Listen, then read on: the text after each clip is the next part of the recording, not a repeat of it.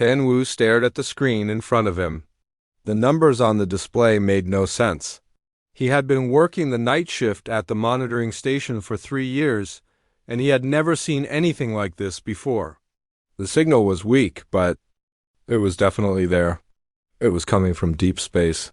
Far beyond human territory, the monitoring station called Sentinel's Watch floated in the darkness between the stars. It was humanity's furthest outpost, watching for any signs of danger or contact from alien civilizations. Most nights were quiet. Tonight was different. Hyun-woo pressed a button on his console. So Young, I need you to come look at this. Doctor. So Young walked over from her desk where she had been studying alien language patterns.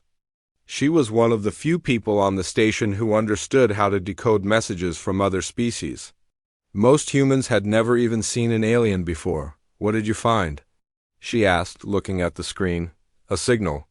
It's encrypted and really weak. The frequency is nothing we've seen before, Hyun-woo explained. His fingers moved quickly over the controls, trying to clean up the signal. So Young sat down next to him. She studied the patterns on the screen for several minutes. This isn't random. Someone is trying to send a message. Can you boost the signal strength? Hyun-woo worked for 20 minutes, adjusting settings and filtering out background noise. Slowly, the signal became clearer. It still flickered and broke up, but they could see definite patterns now. It's a distress call, So Young said quietly. Look at these repeating sequences. Someone is asking for help? Captain Taemin arrived. 15 minutes later. He was a serious man who rarely smiled, but he was fair and listened to his crew. When Hanwoo called him about the alien signal, he came immediately. Show me what you found, Taemin said. So Young explained what they had discovered. The signal was definitely from an alien species. It was coming from a star system about 40 light-years away. The message was broken up, but they could tell it was some kind of emergency transmission. Can you decode any of it? The captain asked. I'm trying. Give me a few hours, So Young replied. Taemin nodded. Wake me as soon as you have something, and keep this quiet for now. We don't know what we're dealing with. So Young worked through the night. She used every language program the station had. She compared the signal patterns to known alien communication methods. Most of the message was still unclear, but slowly, small pieces began to make sense. By morning, she had decoded parts of the transmission. What she found made her hands shake as she typed her report. The signal came from a species that called themselves the Villani. Their homeworld was under attack. Enemy ships surrounded their planet. Cities were burning. Millions of people were dying or being captured as slaves, but the most shocking part was at the end of the message. The Villani had been watching human space broadcasts for years. They knew about Earth's wars and military strength.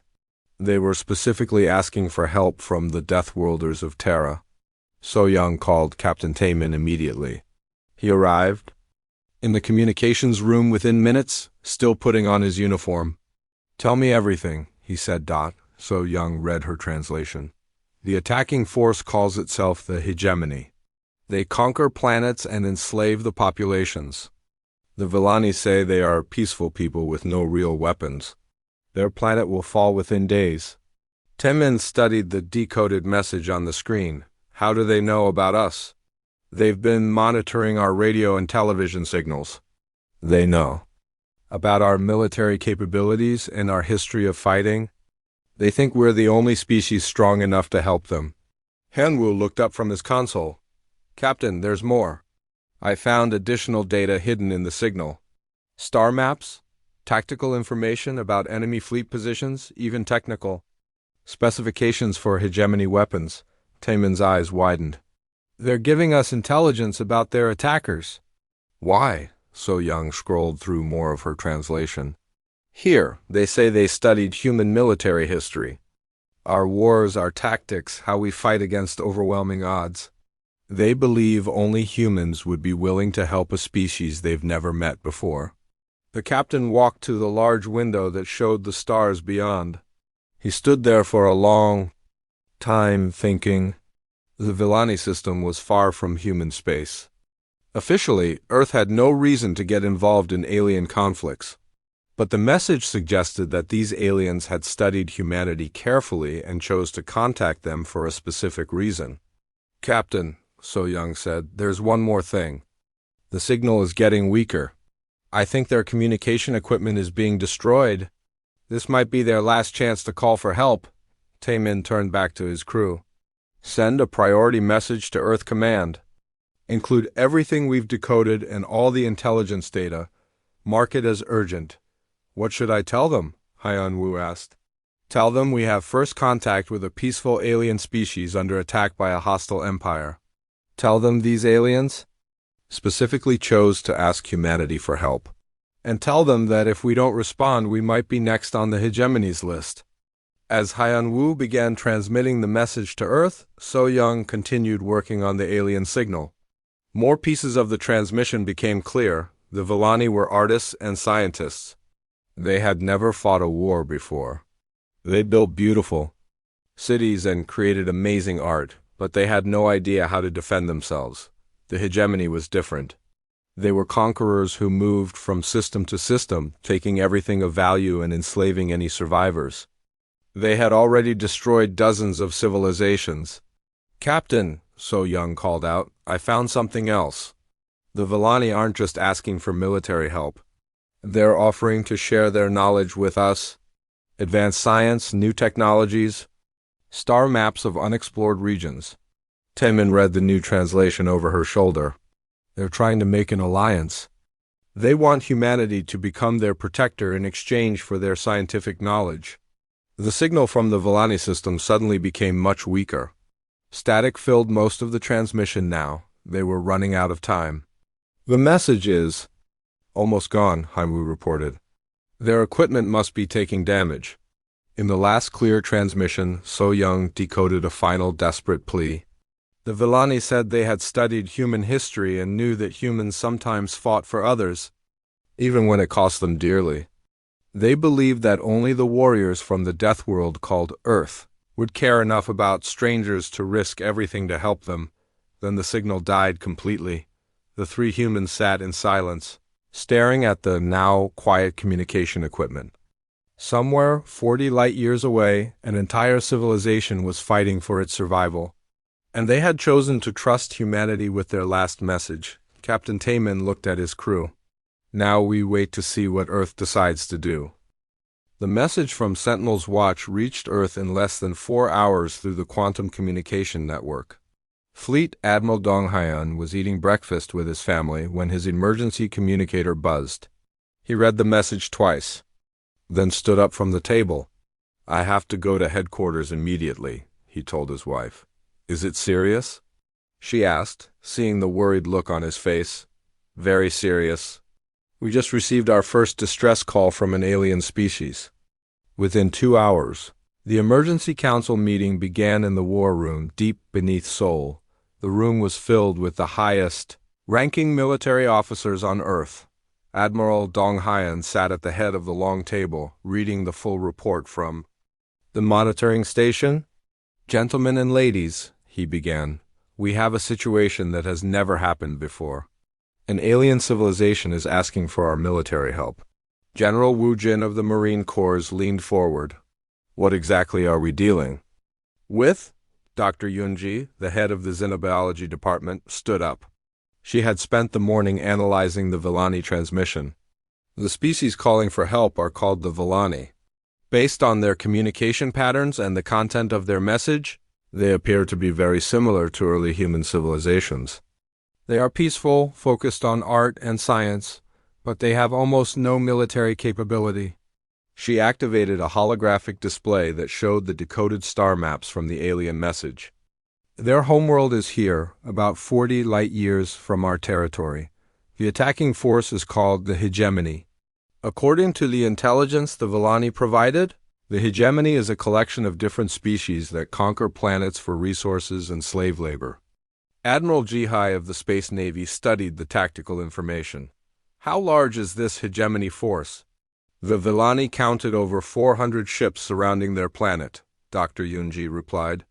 "The Hegemony uses massive vessels designed to intimidate, and overwhelm rather than outfight their enemies. Most species surrender when they see the size of the fleet. General Wu Jin slammed his hand on the table. This is exactly what we swore would never happen again. After World War III, after all the destruction and suffering humans caused each other, we promised to prevent this kind of thing. But these aren't humans, argued General Kyungmin from the Air Force. We have no treaty obligations to this species. We've never even met them before. Why should we risk our people for strangers? Because it's the right thing to do, Wu Jin shot back. We know what it's like to be conquered and enslaved. Human history is full of empires that destroyed entire cultures. Do we really want to sit back and let it happen to someone else? Admiral Dong Haiyan raised his hand for silence. Let's look at this practically. Dr. Yunji, what do we know about the Villani's technology? They're actually quite advanced in many areas, she replied, changing the holographic display. Their science and engineering seem to be several decades ahead of ours in some fields. They've offered to share their knowledge with us in exchange for protection. And what about the hegemony? Asked Admiral Ji Hai. Are they a threat to human space? Dr. Yunji pulled up more intelligence data. According to the Villani, the hegemony has been expanding in our direction for years. They conquer about 5 or 6 star systems each year. If they continue at this rate, they'll reach human colonies within 20 years. The room became quiet as everyone realized what this meant. The alien empire wasn't just attacking the Villani. It was moving toward human space. Minho, a young diplomatic officer, had been sitting quietly in the corner. Now he stood up nervously. Excuse me, sir, may I say something? Admiral Dong Haiyan nodded. Go ahead. The Villani specifically chose to contact us after studying our species for years. They could have called for help from any of the other spacefaring civilizations they know about, but they chose humans. They called us Deathworlders and said we were the only species they thought would help strangers. Minho's voice grew stronger as he continued. This is our chance to establish Earth as a protector of peaceful civilizations. If we help the Villani, other species will know they can count on humanity when they're in trouble. We could build alliances across the galaxy. General Kyungmin shook his head. Or we could make enemies of every aggressive species out there. The minute we interfere with the hegemony, we become their target too. We're already their target. Admiral Ji Hai pointed out. They're expanding toward our space whether we help the Villani or not. At least this way, we might have allies when they arrive. Dr. Yunji added, there's something else to consider. The Villani have been monitoring our radio and television broadcasts. They know about our military history, our tactics, our technology levels. This intelligence about human capabilities might already be spreading to other species. Admiral Dong Haiyan stood up and walked to the large screen showing the star map. The Villani system was a small dot of light surrounded by the vast darkness of space. The question isn't whether we can win a fight with the hegemony. Our military analysis suggests we could defeat their fleet around the Villani homeworld. The question is what happens after. What do you mean? Asked General Wu Jin. If we destroy a hegemony fleet, they'll want revenge. Other aggressive species will see us as a threat. We'll be starting a war that could last for decades. The room fell silent. Everyone understood the implications. Helping the Villani wouldn't just save one planet. It would change humanity's position. In the galaxy forever, Minho spoke up again. Admiral, maybe that war is coming anyway. The hegemony and species like them won't stop expanding just because we ignore them. But if we act now, we can choose when and how to fight. We can save the Villani and gain their advanced technology. We can show other peaceful species that humanity stands for something. General Wu Jin nodded. The young man is right. I've spent my whole career preparing for threats to human colonies. This hegemony is definitely a threat, whether we fight them now or later. I'd rather face them with allies than alone. Admiral Ji Hai agreed. Our fleet is the strongest it's ever been. We have new ships, new weapons, and the best trained crews in human history. If we're going to fight this war, now is the time to do it. Admiral Dong Haiyan looked around the room at his officers. These were the people responsible for protecting humanity and its colonies. They had spent years preparing for unknown threats from deep space. Now one of those threats had arrived. Dr. Yunji, how much time do the Villani have? Based on their last transmission, maybe 3 or 4 days before their planet falls completely, the Admiral made his decision. We're going to help them. I'm ordering the mobilization of Task Force Retribution. Every available ship, every trained crew, every Marine unit that can be deployed within 48 hours. How many ships are we talking about? Asked Admiral Jihai. Everything we have. 800 ships, 200,000 personnel. The largest military deployment in human history. General Kyungmin looked shocked. You're committing our entire deep space fleet to save one alien planet? No, Admiral Dong Hyen replied. I'm committing our entire deep space fleet to fight the war that was coming anyway. We're just choosing to fight it on our terms, with all eyes for a cause worth fighting for. He turned to his staff officers. Send immediate mobilization orders to all fleet commands. Tell them we have 72 hours to assemble the largest armada humanity has ever put into space. And send a message back to Sentinel's Watch. Tell them to transmit this to the Villani on all frequencies. Help is coming. Hold on. As the officers filed out to begin the massive mobilization, Admiral Dong Hyen remained in the war room, staring at the star map. In 3 days, human ships would enter their first major interstellar war. The decision had been made. Now they had to live with the consequences. The mobilization began within hours of Admiral Dong Hyen's order. Across human space, military bases activated emergency protocols that had never been used for a real crisis. Alarm bells rang on every space station, every orbital shipyard, every training facility from Earth to the outer colonies on Mars. Admiral Sunho stood in the command center of Olympus Naval Yards, watching as his staff worked frantically to prepare the fleet. The massive orbital platform was humanity's largest shipbuilding facility, and right now it looked like a disturbed hive of activity. Status report, he called out. Commander Yuna Seo looked up from her console. We have 67 ships ready for immediate deployment. Another 43 will be ready within 12 hours. The new dreadnought Terra's Wrath just finished her weapons testing yesterday. She'd be your flagship. Admiral Sungho nodded. The Terra's Wrath was the most advanced warship humans had ever built. Her armor could withstand direct hits from NUCLEAR weapons. Her main guns could punch holes through solid asteroid. She represented everything humanity had learned about space warfare. What about supplies and ammunition? He asked. Loading now, sir. Every ship will carry maximum combat loadouts. We're also packing extra medical supplies and repair equipment. We don't know what we'll find out there. Across the solar system, similar preparations were taking place. On Luna Base, Colonel Hae-won assembled the 47th Terran Assault Division. These were humanity's elite troops, trained to fight in any environment from the vacuum of space to the crushing depths of ocean worlds. Listen up, she told her battalion commanders. We're going to fight aliens for the first time in human history. We don't know what their soldiers look like, what their weapons do, or how they think. But we do know they're bullies who pick on peaceful species. That means they've never faced anyone who fights back. Captain Bayo Ram raised his hand. What about the gravity and atmosphere on the alien planet? Intelligence says it's similar to Earth, maybe a little lighter gravity, thinner air. Your armor will compensate automatically. The bigger concern is fighting in alien architecture. Their buildings, their corridors, their defensive positions will all be designed by non-human minds. Colonel Hae-won activated a holographic display showing the alien intelligence data. But here's our advantage. We evolved on a world that tried to kill us every day.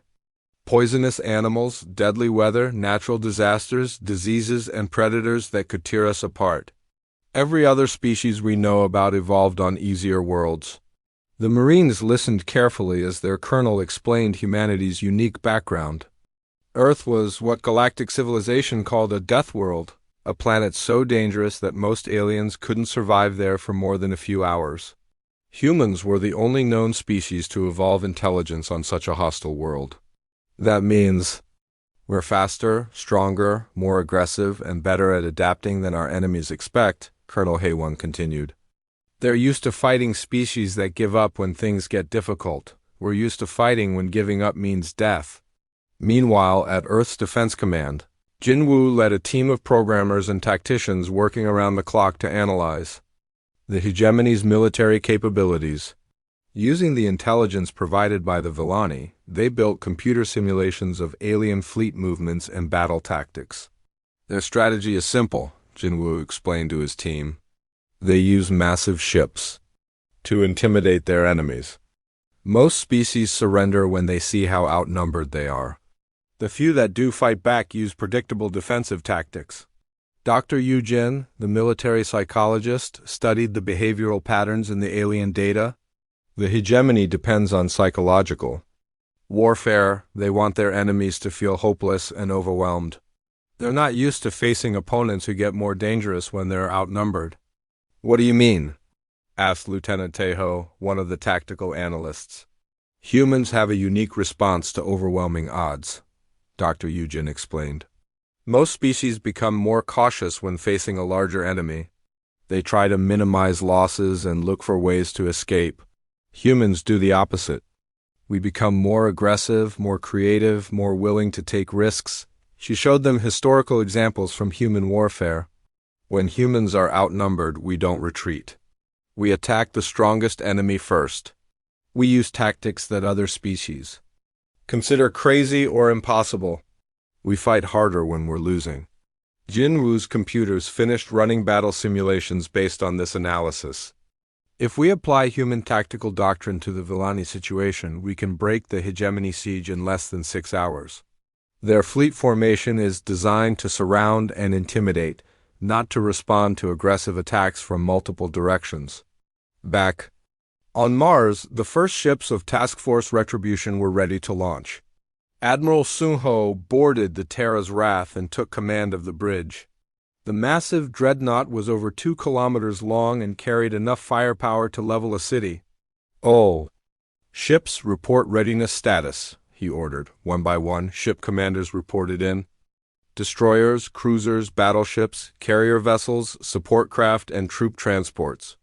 Within 18 hours, over 300 ships had assembled in Mars orbit. "Sir," reported Communications Officer Sojin, "we're receiving similar reports from Luna, Titan, and the Jupiter shipyards. Total fleet strength will be over 800 vessels." Admiral Sun-ho looked out at the growing Armada through the bridge windows. He had spent 20 years in the Space Navy, but he had never seen so many human warships in one place. Each ship represented years of design work, months of construction, and crews trained for combat that they had hoped would never come. "Admiral," called out Captain Minesio from the tactical station, "we're receiving the final intelligence update from Earth Command." The Villani sent one more transmission before their communications were completely destroyed. What did they say? The hegemony has begun landing troops on their planet. Major cities are falling. They estimate they have less than 48 hours before complete surrender. Admiral Sun-ho made his decision. Signal all ships. We jump to hyperspace in 6 hours. Anyone not ready by then gets left behind. As the Admiral gave his orders, Dr. Eugen's psychological analysis was being distributed to every ship commander.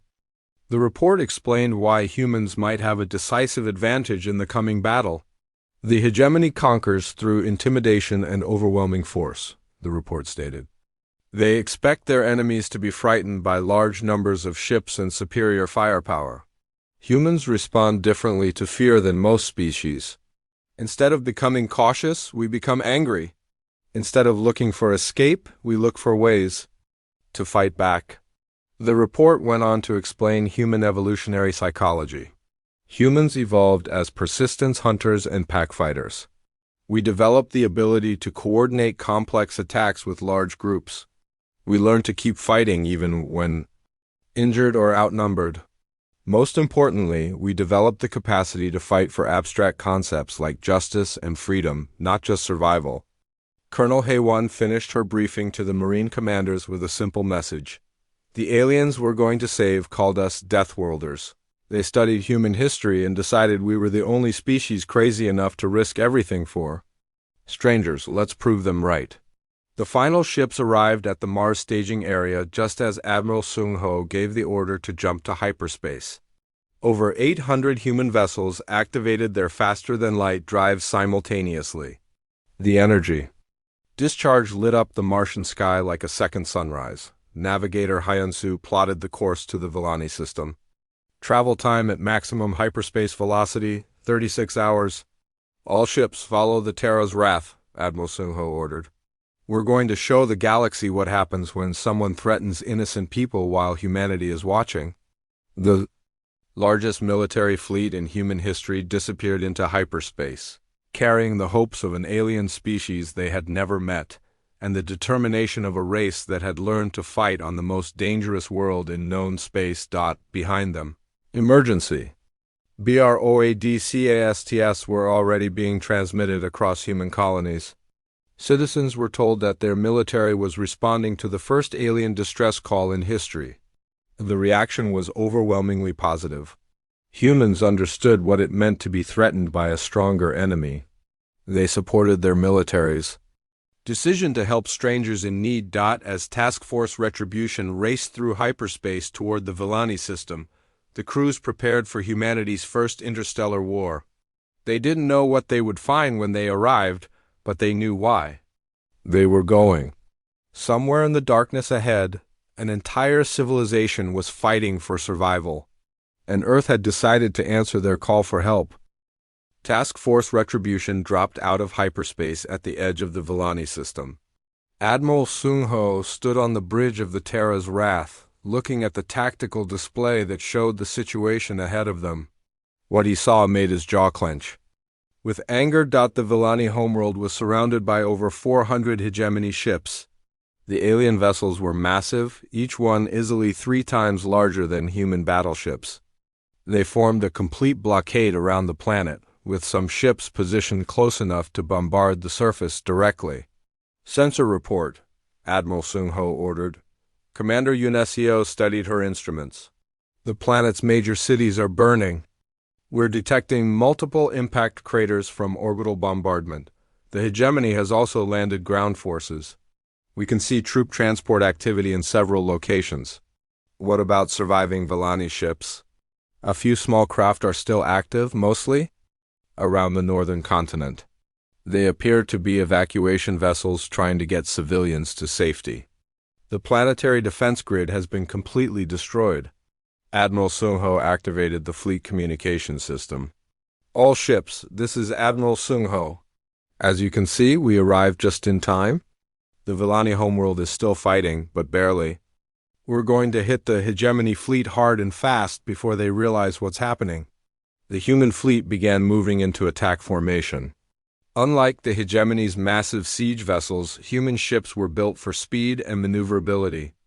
They could change direction quickly, coordinate complex attack patterns, and concentrate their firepower on specific targets. Commander Junesio commanded the destroyer Soul's Pride in the vanguard of the attack force. His ship was small compared to the alien vessels ahead, but it carried weapons designed specifically for ship-to-ship combat. Target acquisition complete, reported his weapons officer. We have firing solutions on 12 hegemony vessels. Wait for the Admiral's signal, Junesio ordered. He watched as the 800 human ships spread out into their attack formation. The hegemony fleet was so focused on bombarding the planet that they hadn't noticed the arrival of the human armada yet. On the planet's surface, Nari, a Villani commander, was coordinating the last desperate resistance efforts. Her species had beautiful crystalline ships designed for exploration and scientific research, but they were almost useless in combat. Still, her people fought with whatever they had. Emergency broadcast to all remaining units, she transmitted. Evacuation ships are lifting off from the southern coastal cities. Cover their escape routes as long as possible. Nari's communication equipment was damaged, running on emergency power, but she managed to detect something unexpected on her sensors. New ships were approaching from the outer system. Hundreds of them. "Commander," called out one of her technical officers, "these new vessels, they're not hegemony designs. The energy signatures don't match anything we know." Nari studied the sensor data carefully. The approaching ships were smaller than hegemony vessels, but moved with precision and coordination that impressed her. More importantly, they were approaching the hegemony fleet in clear attack formation. Could these be the Deathworlders? She whispered, hardly daring to hope. Admiral Sungho gave the order to attack. "All ships, weapons free. Target the vessels bombarding population centers first. Show them what Earth thinks of bullies who attack civilians." Commander Junesio's destroyer was among the first to open fire. His ship's main guns sent streams of plasma bolts across space, striking a hegemony cruiser that had been shelling a Villani city. The alien ship's shields flared and failed under the concentrated assault. "Direct hit," reported his weapons officer. "Enemy vessel's power systems are failing." But Junesio was already moving to his next target. "Helm, attack pattern Delta 7. Bring us around for another firing pass." The Soul's Pride rolled and accelerated, using maneuvers that would have been impossible for the larger hegemony ships. Within minutes, Junesio's destroyer had damaged 3 enemy vessels and was lining up on a 4th across the battle zone. Similar scenes played out as human ships demonstrated the tactical advantages of their smaller, faster vessels. Captain Bo Young led a squadron of cruisers in a daring attack that took them directly between 2 hegemony capital ships. "Are you insane?" her tactical officer asked. "Those ships can destroy us if we get caught between them." "That's exactly why they won't expect us to do it," Bo Young replied. "All weapons, target the power cores on both ships simultaneously." Her cruiser squadron executed the dangerous maneuver perfectly. Flying through the narrow space between the 2 massive alien vessels, they fired at point-blank range into the enemy ship's most vulnerable sections. Both hegemony capital ships lost power and began drifting helplessly. "Impossible," transmitted one of the alien commanders on an open frequency. "No species is crazy enough to fly between our battle line. You haven't met humans before." But Oh Young replied on the same frequency as her ships escaped the trap and prepared for their next attack. The psychological impact of the human assault was immediate. The hegemony fleet had spent weeks slowly surrounding and bombarding the Villani homeworld, expecting the aliens to surrender when they realized resistance was hopeless. They were completely unprepared for an enemy that became more aggressive when outnumbered. Admiral Sungho coordinated the overall battle from the Terra's Wrath. His flagship engaged the largest hegemony vessel, a massive command ship that had been directing the planetary bombardment. "Target their command center," he ordered. "Let's see how they coordinate without their leaders." The Terra's Wrath's main guns fired in sequence, each shot precisely aimed at the enemy flagship's bridge section. The alien ship's shields held for the first few hits, but human weapons were designed to penetrate the strongest defenses. Colonel Haywon's Marines were waiting in assault shuttles, ready to board enemy vessels that had been disabled by the ship-to-ship combat. As soon as the first hegemony ship lost power, her troops launched their attack. "Remember your training," she told her Marines as their shuttles approached the alien vessel. "We don't know their ship layouts or defensive positions. Stay together, watch each other's backs, and adapt to whatever we find."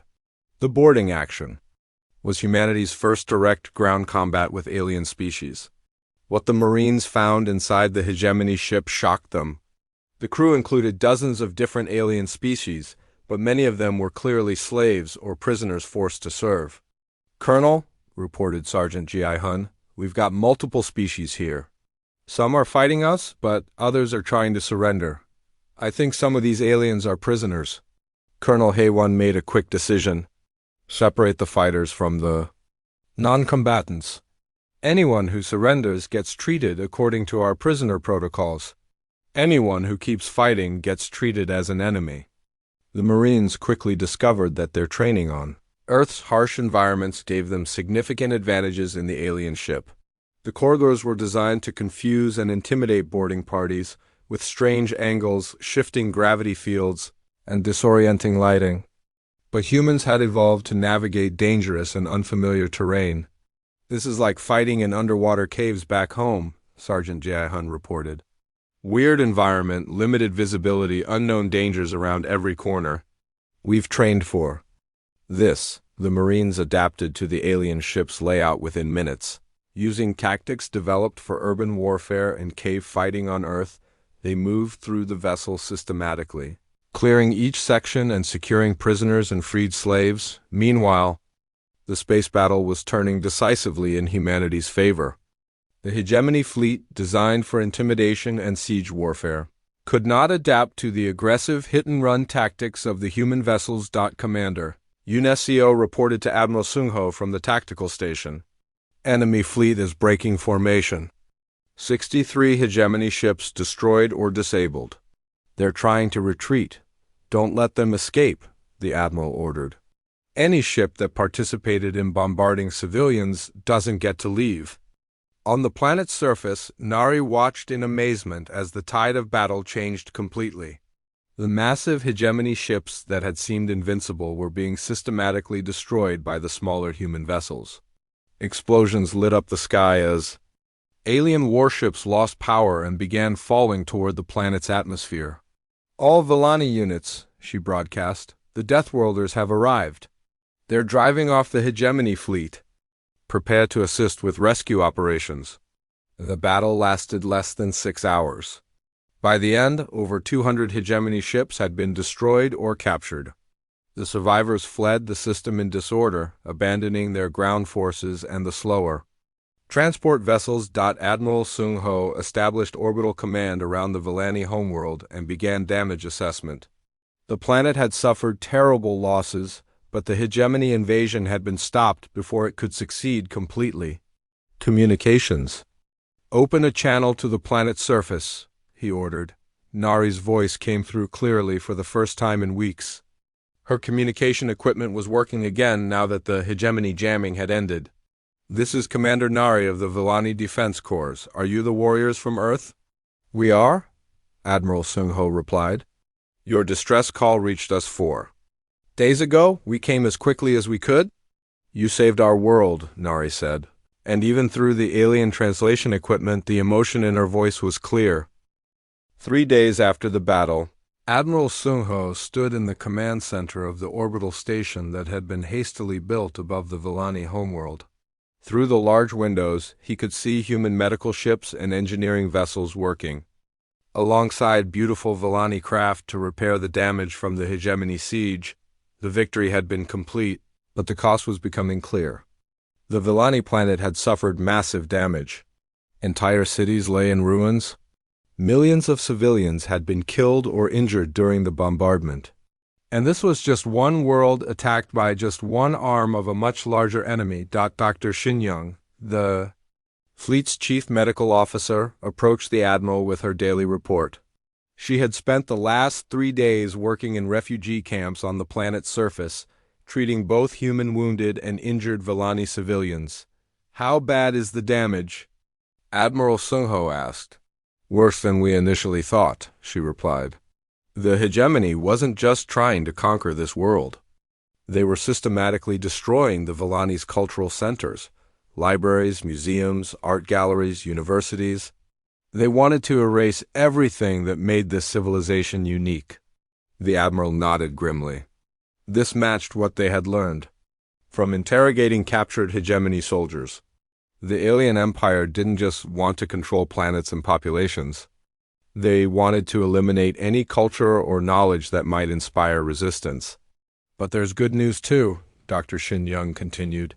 "Working with the Villani healers has been incredible. Their medical technology is decades ahead of ours in some areas. They can regrow lost limbs and repair brain damage that we consider permanent. And they're eager to share this knowledge with us." Captain Minesio entered the command center with an urgent report. "Admiral, we finished analyzing the data from the captured hegemony ships. You need to see this." The captain activated a holographic display showing star maps recovered from alien computer systems. Red dots marked hegemony-controlled systems, while yellow dots showed worlds currently under attack. The pattern was disturbing. The force that attacked this world was just a small part of their empire, Minesio explained. They control over 300 star systems and have active military operations against at least 50 more civilizations. Admiral Sunho studied the tactical information. What about their response to our intervention? That's the concerning part. Our intelligence officer Mi Young has been monitoring hegemony communications. They're treating our victory here as a major threat to their expansion plans. High Command is already discussing military responses. Intelligence Officer Mi Young joined the briefing carrying a datapad with her latest analysis.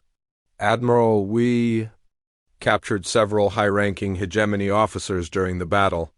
Their interrogations reveal that news of our capabilities is spreading quickly through their command structure. What exactly are they saying about us? They're calling humans the warrior species from the Death World.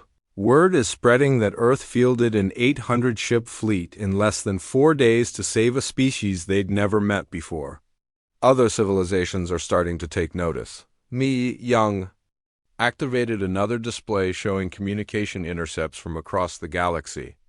We're detecting increased diplomatic activity between multiple species. Some are discussing alliance possibilities with Earth. Others are talking about the Terran threat and how to respond to it. The implications were staggering. By responding to one alien distress call, humanity had fundamentally changed its position in galactic politics. They were no longer an unknown species on the edge of explored space. They were now seen as either potential saviors or dangerous threats. Depending on perspective, a communication alert sounded, and Communications Officer Dayun announced an incoming priority transmission. Admiral, we're receiving multiple signals from across the galaxy. Some appear to be distress calls from other species under attack. Others look like diplomatic messages. Admiral Sunho authorized the communications. The first message was from a species called the Kef, whose homeworld was currently being invaded by a different branch of the hegemony empire. They had heard about the human intervention at Villani and were begging for similar assistance. The second message came from the Galactic Trade Consortium, a collection of merchant species who wanted to establish formal diplomatic and economic relations with Earth. They offered valuable trade agreements in exchange for security, guarantees against piracy and conquest. The third message was more concerning. It came from something called the Dominion Council, representing several aggressive military powers. They demanded that humanity withdraw from all alien conflicts and return to their own territory. The message ended with a clear threat, continued. Interference would be met with military retaliation. Admiral, Don reported, we're receiving 17 more signals, and they're still coming in. News of our victory is spreading faster than we expected. Admiral Sunho realized that the easy part was over. Winning the battle against the hegemony fleet had been a straightforward military operation. Dealing with the political consequences would be much more complicated. Commander Nari of the Villani arrived at the orbital station to participate in the first formal diplomatic meeting between their species. She brought with her a team of scientists and cultural experts eager to establish permanent cooperation with humanity. Admiral Sunho, she said as they met in the station's diplomatic suite, my people cannot adequately express our gratitude. You risked everything to save strangers you had never met. This is not how most galactic civilizations behave. What do you mean? The Admiral asked. Most species only act to protect their own territory and colonies. They form alliances based on mutual benefit and shared threats. But humans traveled 40 light-years to save people they knew nothing about, simply because we asked for help. This makes you unique in known space. Nari activated a holographic display showing her species' knowledge of galactic politics. There are 3 main power blocks in this region of space: the hegemony and similar conquest-focused empires, the defensive alliances formed by species trying to protect themselves, and the neutral trade networks that try to avoid military conflicts entirely. And now there's us, Admiral Sunho said. Exactly. Humans represent something new. A species strong enough to project military power across interstellar distances, but willing to use that power to protect others rather than expand their own territory. This will force everyone to recalculate their strategies. The formal negotiations between humanity and the Villani resulted in a comprehensive alliance. The aliens would share their advanced medical and scientific knowledge with Earth. In return, human forces would establish a permanent defense base in their system and guarantee protection against future attacks, but the broader implications were troubling. Intelligence reports suggested that several aggressive species were already forming coalitions to counter the Terran threat. Military buildups were detected in multiple systems. Trade embargoes were being discussed. Some civilizations were even considering preemptive strikes against human colonies. Admiral Sung Ho recorded his final log entry before the fleet's departure back to Earth. Most of the human vessels would return home, but a significant force would remain to protect Villani space and serve as a base for future operations. Personal log, Fleet Admiral Sung Ho. The military intervention at Villani has succeeded beyond our expectations. We destroyed the hegemony siege force, saved an entire civilization, and established humanity's first formal alien alliance.